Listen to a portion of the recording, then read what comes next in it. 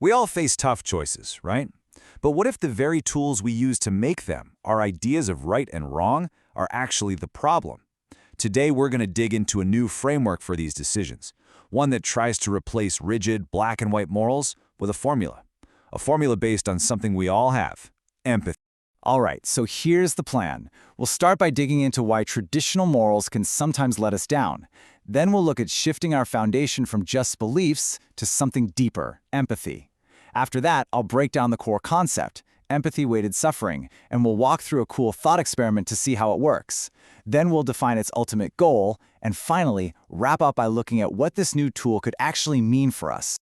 Okay, let's dive right into part 1, the trouble with morals. This is all about questioning those concepts of right and wrong that we take for granted. So, the source material for this explainer kicks off with a really bold question. Are our concepts of right and wrong actually holding us back? The argument it makes is that when we treat morals like these absolute, unshakable truths, we often end up creating more conflict than we actually solve. And this slide just nails the problem perfectly. Take a rule most of us have heard our whole lives: lying is inherently wrong. Seems simple enough, yeah? But what about that classic dilemma? A murderer's at your door, hunting for someone you're hiding. They ask you point blank where that person is. Do you tell the truth? All of a sudden, that simple rule just completely shatters. It's just not built for the messy reality of the world. So, okay, if these rigid moral rules are kind of shaky, what's a better foundation for our decisions?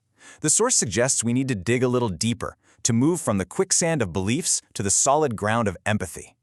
And what's really fascinating here is how the source organizes our beliefs. It's like a pyramid based on how abandonable they are. At the very top, you've got stuff we grow out of pretty easily, like believing in magic. And way down at the bottom are the core, almost impossible to shake instincts, like survival and basic logic. And here's the kicker. Look where morals and empathy actually fall on this pyramid. The argument is that morals are kind of like mental shortcuts. They're just rules of thumb that we can question and even ditch.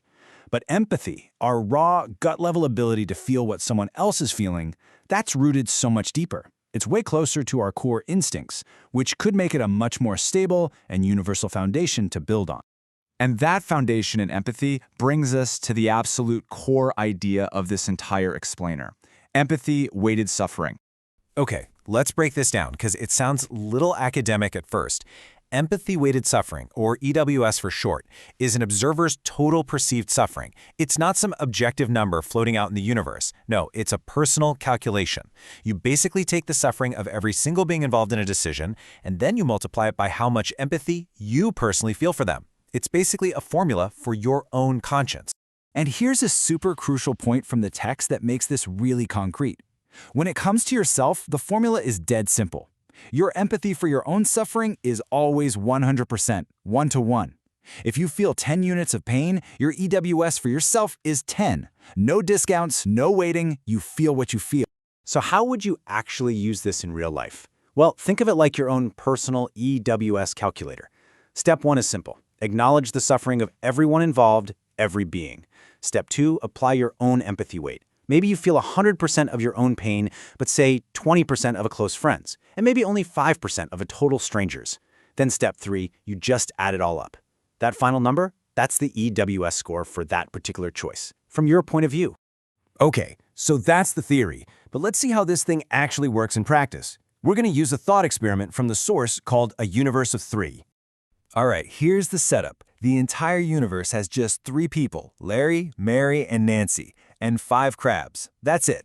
Anyone can get hit with blindness, which causes exactly 33 units of suffering, and the only way to cure it is to consume a crab. The rules are simple, but man, they create a really interesting dilemma. So here's a choice. To cure the blindness, you have 2 options. Option 1, cook the crab. This causes the crab 100 units of suffering, but because it's tasty, it gives the human a little bonus of 10 units of joy. Option 2, you can juice the crab. It's almost instant, so it only causes 5 units of suffering, but it gives 0 joy.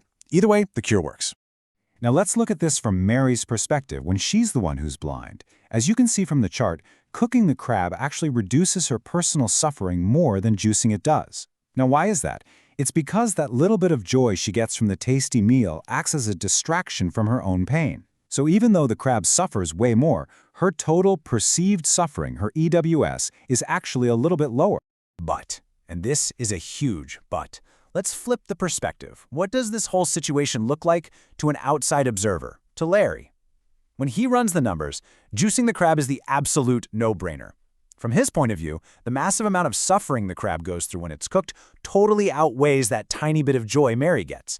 So for him, cooking the crab actually increases the total EWS in the universe, while juicing it brings it way down. This massive difference in perspective brings us to the ultimate goal of this entire framework, which the source material gives a cool name, the Upsilon Factor.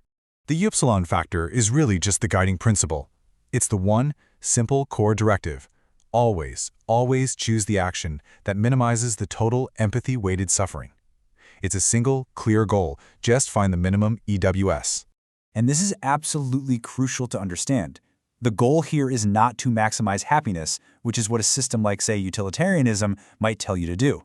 The priority here is to minimize empathy-weighted suffering. It's a subtle but really profound shift in thinking. It's all about reducing pain, not just chasing pleasure. So what's the big takeaway here? What is this all really for? Well, at the end of the day, it's about trying to give ourselves a new, maybe more effective tool for when we face those really, really tough decisions. Ultimately, what EWS is being pitched as is a way to find common ground. Instead of us all arguing about our conflicting, unprovable moral beliefs, whose right is more right than someone else's, it offers a framework for agreement that's built on something we can all observe and share, our basic human capacity for empathy. It's a way to have a real conversation based on how we're actually wired. And that leaves us with a final, pretty provocative thought. What if our most complex, our most emotionally charged decisions in our own lives, in politics, in ethics, didn't have to be this endless battle of conflicting beliefs? What if instead our toughest decisions had a formula?